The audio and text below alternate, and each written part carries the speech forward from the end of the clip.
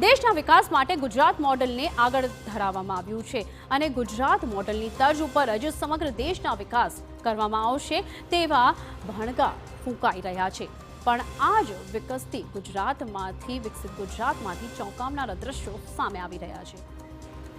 છોટાઉદેપુરમાંથી ખૂબ જ શરમજનક અને ભયાવહ કહી શકાય તેવા દ્રશ્યો સામે આવ્યા છે।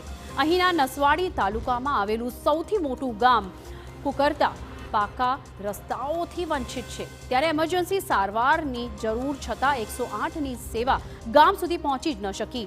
એક સગર્ભાને રાત્રિના સમયે પ્રસૂતિની પીડા ઉપડી હતી, પણ તેને પાકા રસ્તે ઉભેલી 108 એમ્બ્યુલન્સ સુધી પહોંચતા જ સવાર પડી ગઈ હતી અને તેવા ખાનગી વાહનની વ્યવસ્થા કરવામાં જ સવાર પડી ગઈ હતી અને આ ખૂબ જ શરમજનક ઘટના સામે આવી છે।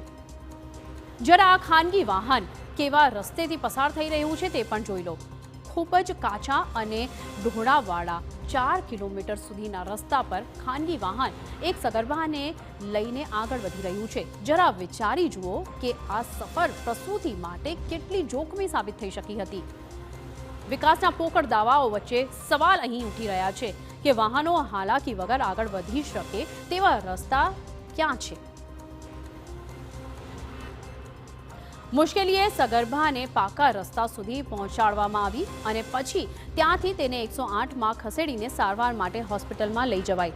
પ્રશ્ન અહીં એ થઈ રહ્યો છે કે વર્ષોથી ગામના લોકો પાકા રસ્તાની માંગ કરી રહ્યા છે, ત્યારે તંત્રના પેટનું પાણી શા માટે નથી હલી રહ્યું?